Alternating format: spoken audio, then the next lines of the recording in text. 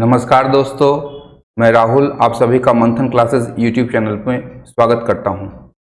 आज हम लोग पुनः 2020 सीरीज के अंतर्गत 20 प्रश्नों की श्रृंखला को देखेंगे। तो आइए शुरू करते हैं आज का यह वीडियो।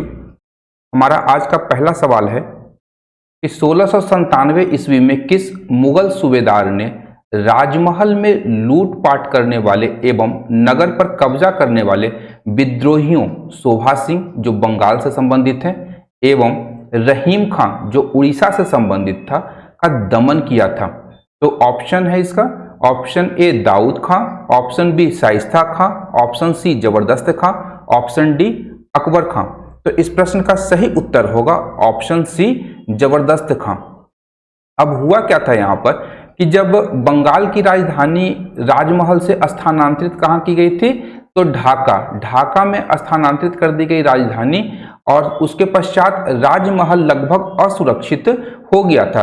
तो 1695 और 96 में 1695 में घाटाल चंद्रकना, स्थान का नाम है घाटाल चंद्रकना, जो आपका मिदनापुर बंगाल में पड़ता है। यहाँ के जमींदार शोभा सिंह एवं उड़ीसा के अफगान सेनापति रहीम खान ने दोनों ने मिलकर के राजमहल पर कब्जा कर लिया था। इस कब्जे से राजमहल को जबरदस्त खां जो तत्कालीन बिहार का मुगल सूबेदार था, उसने 1697 ईस्वी में राजमहल को मुक्त करवाया था। अगला सवाल है कि भूमिज विद्रोह का मुख्य कारण क्या था? तो ऑप्शन ए है राजस्व वृद्धि, ऑप्शन बी है बेगारी, ऑप्शन सी है बेरोजगारी में वृद्धि, ऑप्शन डी है धार्मिक मामलों में हस्तक्षेप। तो इस प्रश्न का सही उत्तर होगा ऑप्शन ए राजस्व में वृद्धि। अब देखिए, भूमिज विद्रोह जो था वह हुआ कब था? तो 1832 से 33 ईस्वी के मध्य यह विद्रोह हुआ था, और इसका मुख्य नेतृत्वकर्ता कौन थे? तो बड़ा भूम जागीर के जो एक दावेदार थे गंगा नारायण सिंह, उन्होंने यह विद्रोह किया था। ध्यान रखिएगा, गंगा नारायण सिंह के द्वारा यह विद्रोह किया गया था, और इसी के कारण अंग्रेजों ने इस भूमिज विद्रोह को मूलतः गंगा नारायण सिंह का हंगामा भी करार दिया था। अब यहाँ हुआ क्या कि बड़ा भूम का जो दीवान था माधव सिंह, यह बड़ा भूम जागीर का दीवान था, और वहाँ का शासक गंगा गोविंद सिंह ये शासक था बड़ा भूम का। तो दीवान माधव सिंह ने घटवालों पर अतिरिक्त कर लगा दिया था। अब घटवाल जो घाटों की रक्षा करते थे तथा उसके लिए महसूल वसूल करते थे, तो माधव सिंह ने घटवालों के ऊपर अतिरिक्त कर लगा दिया। साथ ही साथ राज्य के सारे घरों पर घर टकी नाम से एक अतिरिक्त कर लगा दिया। इस अतिरिक्त कर ने ही गंगा नारायण सिंह को विद्रोह के लिए प्रेरित किया था। अतः राजस्व में होने वाली वृद्धि भूमिज विद्रोह का मुख्य कारण बन गई। बढ़ते हैं अगले सवाल की ओर। तो अगला सवाल है, राजमहल फॉसिल अभ्यारण्य कहाँ स्थित है? ऑप्शन ए है Pakur, option B Palamu, option C Chatra, option D Sahebganj. तो इस प्रश्न का सही उत्तर होगा साहेबगंज। राजमहल फॉसिल अभ्यारण्य, जिसे राजमहल के नेचर क्लब, ध्यान रखिएगा, राजमहल के नेचर क्लब के द्वारा एक अभ्यारण्य के रूप में विकसित किया गया है। अगला प्रश्न है कि बेतला नेशनल पार्क किस लिए प्रसिद्ध है? ऑप्शन ए है बाघ संरक्षण के लिए, ऑप्शन बी है हाथी संरक्षण के लिए, ऑप्शन सी है चीता संरक्षण के लिए, ऑप्शन डी है तेंदुआ संरक्षण के लिए। तो इस प्रश्न का सही उत्तर होगा ऑप्शन ए बाघ संरक्षण के लिए बेतला नेशनल पार्क झारखंड में प्रसिद्ध है। यहाँ हम लोग बेतला नेशनल पार्क से संबंधित कुछ महत्वपूर्ण फैक्ट्स को देख लेते हैं। तो बेतला नेशनल पार्क झारखंड का एकमात्र राष्ट्रीय उद्यान है। एकमात्र राष्ट्रीय उद्यान कौन है? तो बेतला नेशनल पार्क। इसकी स्थापना कब हुई थी? तो सितंबर 1986 में इसकी स्थापना हुई थी। वहीं यह जो पार्क है यह वर्तमान समय में लातेहार जिला में स्थित है। लातेहार जिला में बेतला नेशनल पार्क स्थित है। तथा यहीं पर विश्व में सर्वप्रथम शेर की जनगणना हुई थी, शेरों की गणना हुई थी, जो 1932 ईस्वी में हुई थी। पहली शेर गणना 1932 ईस्वी में बेतला नेशनल पार्क में संपन्न की गई थी। वहीं हम लोग देखते हैं तो 1973 ईस्वी से यहाँ पे भारत सरकार के द्वारा बाघ परियोजना चलाया जा रहा है तथा 1986 ईस्वी में इसे एक राष्ट्रीय उद्यान के रूप में परिवर्तित कर दिया गया। बढ़ते हैं अगले प्रश्न की ओर। तो अगला प्रश्न है, स्वर्ण रेखा घाटी नदी परियोजना की शुरुआत किस पंचवर्षीय योजना के दौरान हुई थी? तो यहाँ ऑप्शन है, ऑप्शन ए दूसरी पंचवर्षीय योजना, ऑप्शन बी तीसरी पंचवर्षीय योजना, ऑप्शन सी चौथी पंचवर्षीय योजना, ऑप्शन डी पांचवी पंचवर्षीय योजना। तो इस प्रश्न का सही उत्तर होगा ऑप्शन डी पांचवी पंचवर्षीय योजना। तो इसका प्रारंभ जो था स्वर्ण रेखा नदी घाटी का, यह कब हुआ था? तो 1982 से 83 के मध्य इसकी शुरुआत हुई थी। वहीं यह जो परियोजना है यह झारखंड, उड़ीसा तथा पश्चिम बंगाल, ध्यान रखिएगा पश्चिम बंगाल, इन 3 राज्यों की संयुक्त परियोजना है। इस परियोजना का जो वित्त पोषण है वह वर्ल्ड बैंक के द्वारा किया गया है।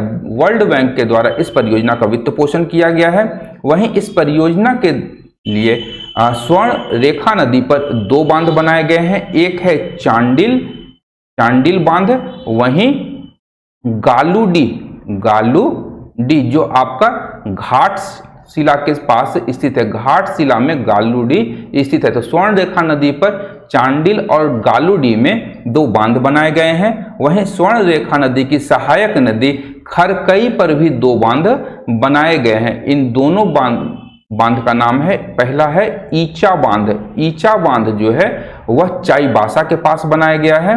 वहीं दूसरा जो बांध है वह है गजिया बांध। इस बांध का निर्माण जमशेदपुर के निकट किया गया है। जमशेदपुर के निकट इस बांध का निर्माण किया गया है। बढ़ते हैं अगले प्रश्न की ओर। तो दक्षिणी छोटा नागपुर प्रमंडल का मुख्यालय कहाँ स्थित है? ऑप्शन ए है जमशेदपुर, ऑप्शन बी है दुमका, ऑप्शन सी है रांची, ऑप्शन डी है हजारीबाग। इस प्रश्न का सही उत्तर होगा ऑप्शन सी रांची। दक्षिणी छोटा नागपुर प्रमंडल का मुख्यालय कहाँ स्थित है? रांची में। बढ़ते हैं अपने अगले प्रश्न की ओर।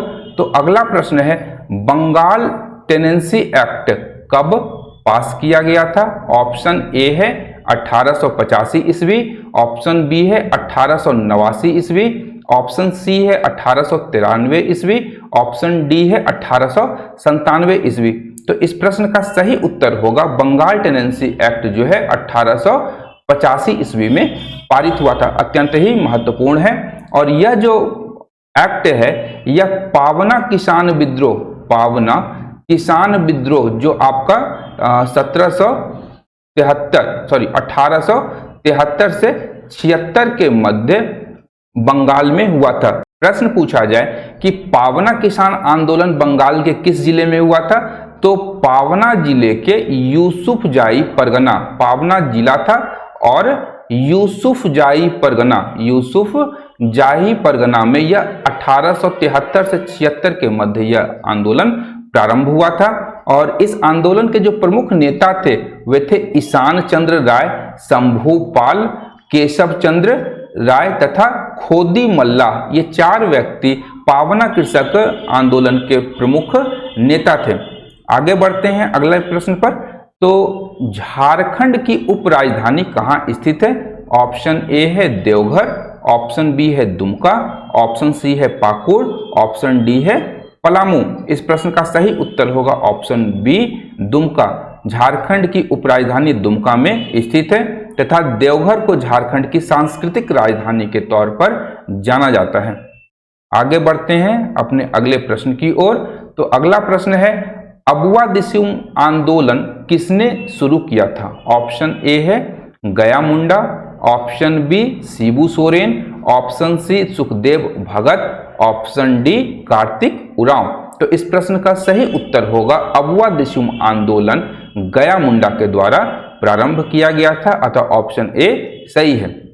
अगला प्रश्न है, कि तोपचांची झील कहाँ स्थित है। ऑप्शन ए है रांची, ऑप्शन बी है रामगढ़, ऑप्शन सी है बोकारो, ऑप्शन डी है धनबाद। तो तोपचांची झील धनबाद में स्थित है, ध्यान रखिएगा। और धनबाद में ही क्या है, तोपचांची अभ्यारण्य, तोपचांची अभ्यारण्य धनबाद में स्थित है। इसी तोपचांची अभ्यारण्य के मध्य में क्या है, एक हरी पहाड़ी नामक झील है, ध्यान रखिएगा, हरी पहाड़ी एक झील है। आगे बढ़ते हैं अगले प्रश्न पर। तो झारखंड के प्रथम राज्यपाल कौन है। झारखंड के प्रथम राज्यपाल कौन है। तो ऑप्शन ए है प्रभात कुमार, ऑप्शन बी सैयद सिबते रजी, ऑप्शन सी गोपाल चंद्र पांडे, ऑप्शन डी सैयद अहमद। तो इस प्रश्न का सही उत्तर होगा प्रभात कुमार, ऑप्शन ए झारखंड के प्रथम राज्यपाल थे। अगला प्रश्न है, छोटा नागपुर केसरी से किस व्यक्ति को विभूषित किया गया है।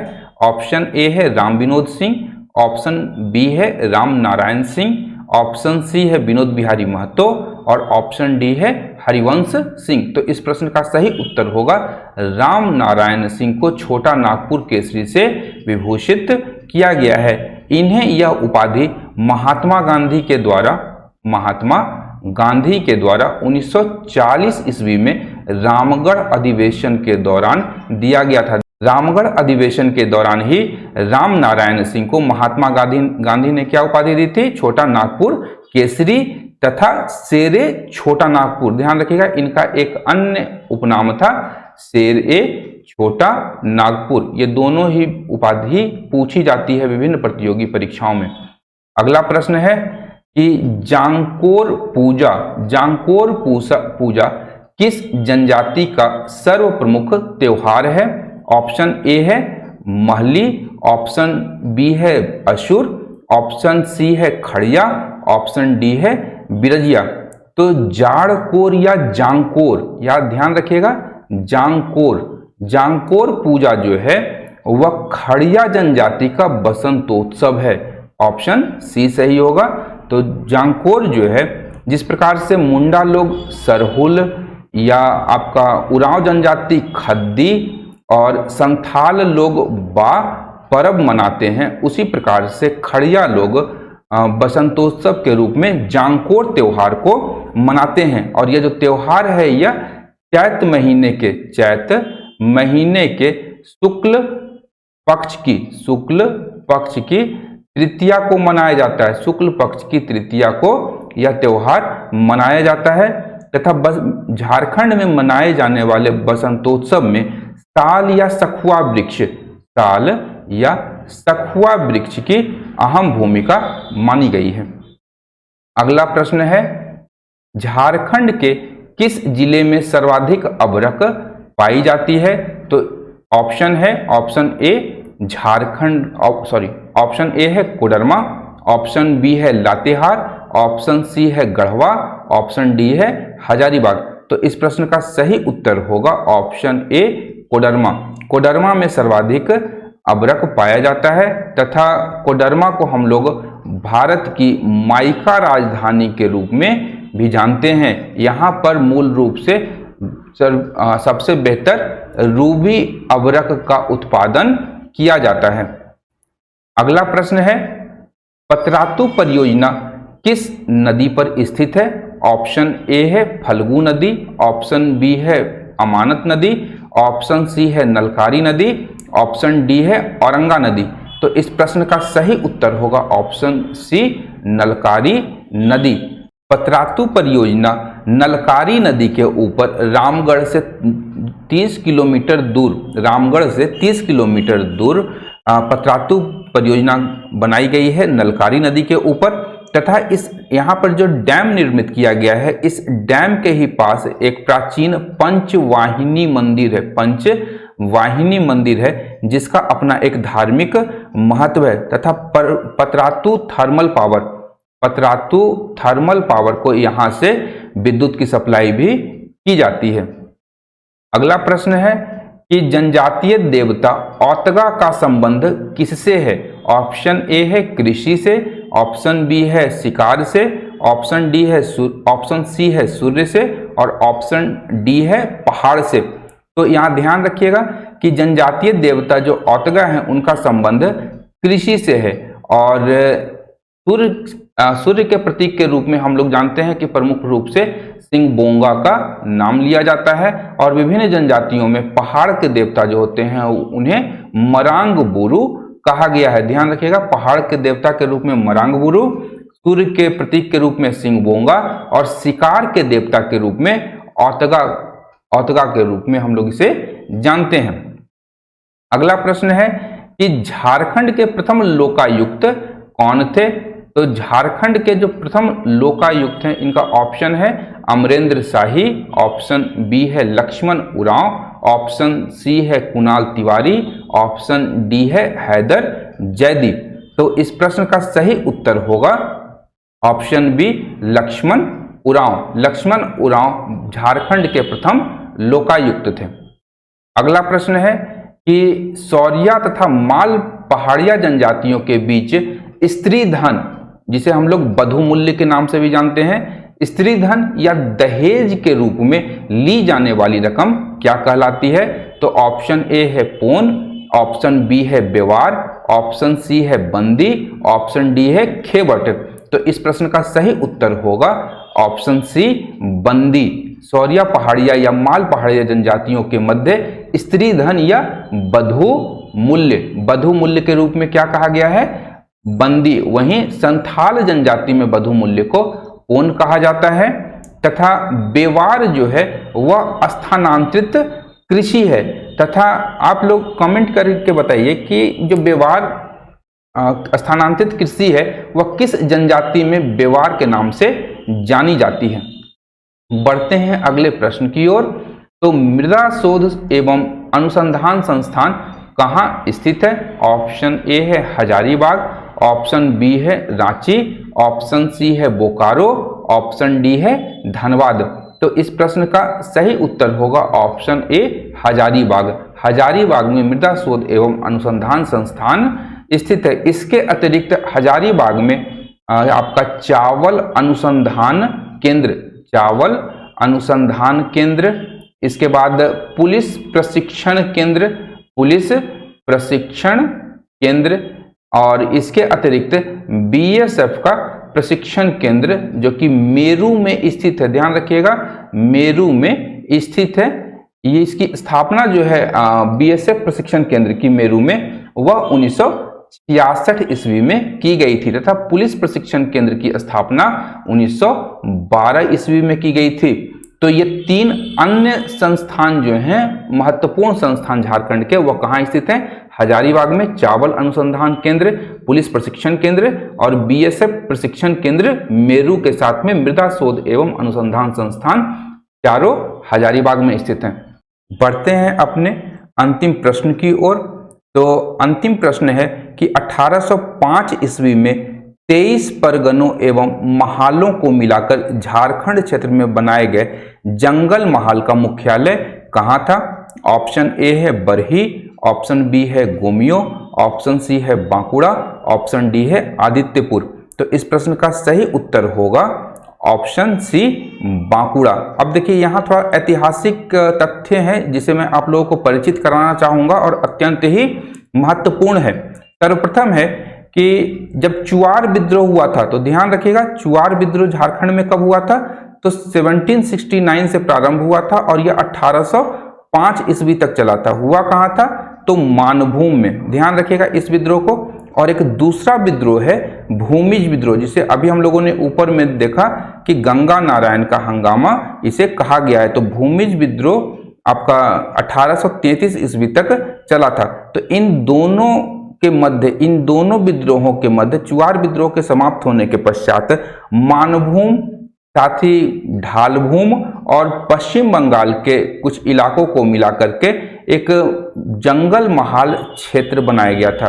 जंगल महाल क्षेत्र बनाया गया था और वहां पर जमींदारी घटवाली पुलिस व्यवस्था की स्वीकृति कंपनी सरकार के द्वारा की गई थी। यह जो स्वीकृति थी कंपनी के द्वारा 13 दिसंबर 1805 ईस्वी 13 दिसंबर 5 ईस्वी को स्वीकृति दी गई थी। साथ ही साथ इसी तिथि को जंगल महाल जिला बनाया गया था। इस जिले का जो मुख्यालय था वह बंगाल में बांकुड़ा में बनाया गया था। वहीं जब हम लोग देखते हैं कि जब भूमिज विद्रोह हो गया तो 1833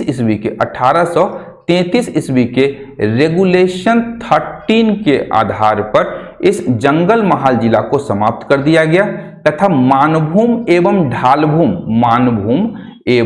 ढालभूम दोनों को मिलाकर के एक जिला बनाया गया मानभूम नाम से, और उसका मुख्यालय बनाया गया मानभूम के मान बाजार में। इस नवीन बनाए गए मानभूम जिला का जो मुख्यालय था वह मान बाजार में बनाया गया था तथा 1838 ईस्वी में मान बाजार से जिला मुख्यालय को स्थानांतरित करके पुरुलिया कर दिया गया था और पुरुलिया को ही मानभूम जिला का मुख्यालय बनाया गया था।